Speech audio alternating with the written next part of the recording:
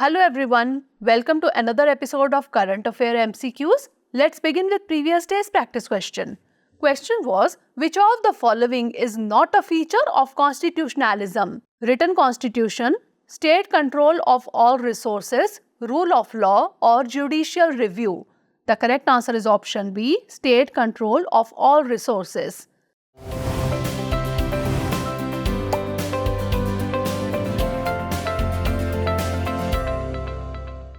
Constitutionalism is the idea that the government should be limited in its powers and its authority depends on its observation of these limitations. The focus is not just on the creation of a constitution, but on ensuring that the government adheres to the principles and rules outlined within it. Key features of constitutionalism are written constitution. A written constitution outlines the principles and rules that the government must follow. Rule of law. Constitutionalism upholds the idea that every citizen, including government officials, is subject to the law. Judicial review. This is the process by which courts can review the actions of the government to ensure they are constitutional. State control of all resources is not a feature of constitutionalism. Hence, option B is the correct answer. Now, let's begin today's session. First question is, consider the following statements about the nanofertilizers. 1. Nanofertilizers involve material at nanoscale ranging between 1 to 100 nanometers. 2. They are highly efficient types of fertilizers that provide nutrients like nitrogen to crops through the fine granules. 3. The small size of nanofertilizers poses obstacles to their ability to infiltrate plant cells. Which of the statements given above are not correct? 1 and 2 only, 1 and 3 only, 2 only or 3 only? The correct answer is option D, 3 only. That is, first and second statements are correct. Nanofertilizers involve materials at a nanoscale ranging between 1 to 100 nanometers. Hence, statement 1 is correct. They are highly efficient types of fertilizers that provide nutrients like nitrogen to crops through fine granules. Hence, statement 2 is correct. This small size allows the nanoparticles to penetrate plant cells more easily and deliver nutrients directly to the plant. Hence, statement 3 is not correct. Hence, option D is the correct answer.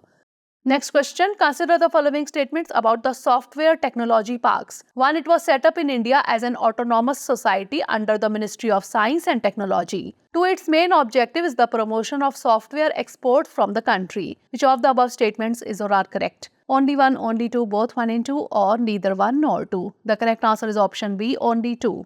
Software Technology Parks of India was set up in 1991 as an autonomous society under the Ministry of Electronics and Information Technology. Hence, statement 1 is not correct. Its main objective has been the promotion of software exports from the country. Hence, statement 2 is correct. The services rendered by STPI, that is, Software Technology Parks of India, for the software exporting community have been statutory services, data communications services, incubation facilities, training and value-added services. Hence, option B is the correct answer. Next question, consider the following statements regarding the Authorized Economic Operator, that is AEO program. 1. It is a global initiative launched under the aegis of the World Trade Organization. 2. It aims to enhance international supply chain security and facilitate the movement of legitimate goods. Which of the statements given above is or are not correct? 1 only, 2 only, both 1 and 2 or neither 1 nor 2. The correct answer is option A, 1 only. The Authorized Economic Operator or AEO program is a global initiative launched under the aegis of the World Customs Organization's safe framework of standards to secure and facilitate global trade. Hence, statement 1 is not correct. It aims to enhance international supply chain security and facilitate the movement of legitimate goods. Hence, statement 2 is correct. An entity with an AEO status is considered a secure trader and a reliable trading partner. Hence, option A is the correct answer. Next question, which one of the following best describes the pump and dump scheme in the stock market? A legitimate way to increase stock value through strategic investments, a practice of artificially inflating the price of a stock and then selling it at a higher price, a method used by companies to buy back their own shares, or a strategy used by long-term investors to hold stocks of startups. The correct answer is option B, a practice of artificially inflating the price of a stock and then selling it at a higher price.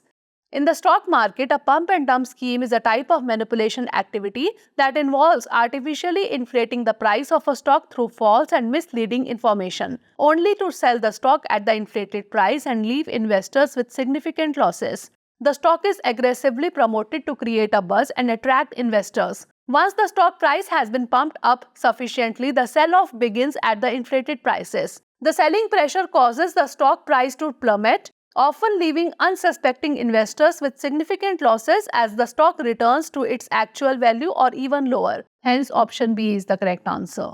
Next question, regarding the Speaker of the Lok Sabha, consider the following statements. 1. She or he is the guardian of the rights and privileges of the House, its committees and members.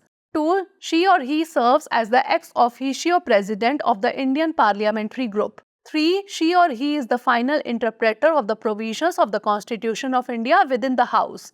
Which of the statements given above is or are correct? 1 and 2 only, 2 and 3 only, 3 only, or 1, 2 and 3? The correct answer is option D, 1, 2 and 3. The Speaker is the guardian of the rights and privileges of the House, its committees and its members. Hence, statement 1 is correct. It depends solely on the Speaker to refer any question of privilege to the Committee of Privileges for examination, investigation and report. The Speaker serves as the ex officio president of the Indian Parliamentary Group, facilitating inter-parliamentary relations. Hence, statement 2 is correct. The Speaker is the final interpreter of the provisions of the Constitution of India, the rules of procedure and conduct of business of Lok Sabha, and the parliamentary precedents within the House. Hence, statement 3 is correct. Hence, option D is the correct answer. Next question, consider the following countries. 1. Japan, 2. Indonesia, 3. South Korea, 4. Philippines, 5. Vietnam. How many of the above mentioned countries have policies of paid menstrual leave at workplaces? Only 2, only 3, only 4, or all 5? The correct answer is option D, all 5. Paid menstrual leave is a sign of equal respect and appreciation for all employees. Several countries including Japan, Indonesia, South Korea, Taiwan, Philippines and Vietnam have policies of paid menstrual leave. While Indian labor laws include provisions for sick and casual leaves, there is no provision for menstrual leave in the country. Hence, option D is the correct answer. Next question, which of the following statements best describes repressed inflation? It is a situation where the inflation rate is negative, leading to a decrease in the general price level of goods and services. It occurs when inflation is not openly acknowledged and addressed through monetary policy measures only. It refers to a condition where inflation is hidden due to government controls on prices and wages, preventing them from rising naturally, or it is a type of inflation that happens when the demand for goods and services decreases significantly. The correct answer is option C. It refers to a condition where inflation is hidden due to government controls on prices and wages, preventing them from rising naturally. Repressed inflation refers to a condition where inflation is hidden due to government controls on prices and wages, preventing them from rising naturally. Price and wage controls and rationing are utilized to prevent inflation without removing the underlying inflationary pressures. This can lead to an increase in inflation when the controls are relaxed unless policies to remove the excess demand are adopted. Hence, option C is the correct answer. Next question, which of the following are the members of the Commission of Small Island States on Climate Change and International Law, that is COSIS? 1. Antigua and Barbuda, 2. Tuvalu, 3. Vanuatu, 4. Bahamas. Select the correct answer using the codes given below. 1 and 2 only, 2 and 3 only, 1, 2 and 3 only, or 1, 2, 3 and 4. The correct answer is option D, 1, 2, 3 and 4. The Commission of Small Island States on Climate Change and International Law is a collective of countries that are low-emitting but highly vulnerable to the impacts of climate change and rising sea levels. COSIS was formed in 2021 at the International Climate Talks in Glasgow by Antigua and Barbuda and Tuvalu. Its members include Antigua and Barbuda, Tuvalu, Palau, Niue, Vanuatu, St. Lucia, St. Vincent and the Grenadines, St. Kitts and Nevis, and the Bahamas. Hence, option D is the correct answer. Next question. The term short takeoff but arrested recovery, that is TOBAR, method is sometimes seen in the news in the context of aircraft carrier, reusable launch vehicles, multiple independently targetable re-entry vehicles, or satellite re-entry into Earth's atmosphere. The correct answer is option A, aircraft carrier. Short takeoff but arrested recovery, that is tow bar, is a system used for the launch and recovery of aircraft from the deck of an aircraft carrier. In this type of carrier, the frontal part of the deck is elevated, forming a curve. This is called the ski jump. Thus, when an aircraft leaves the deck at the end of the runway, it doesn't travel straight in the same plane. Instead, it is thrown upward due to this curve. This helps aircraft gain height during the initial period. Hence, option A is the correct answer.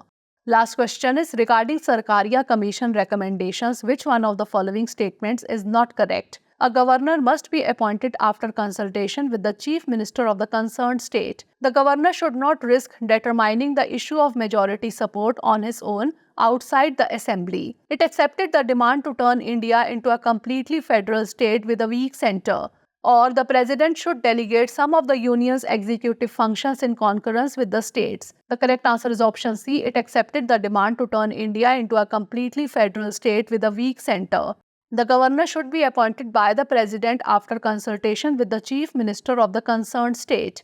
The governor should not risk determining the issue of majority support on his own outside the assembly.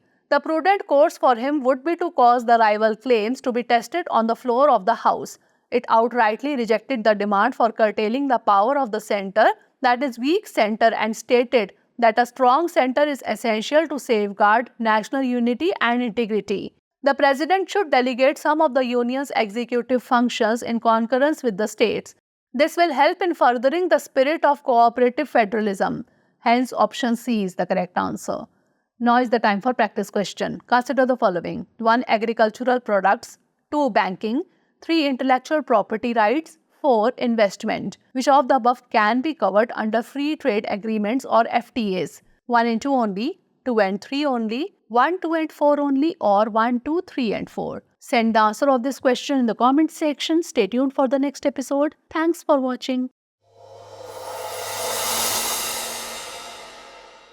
For more informative content, like, share and subscribe. And do not forget to press the bell icon to get the notifications.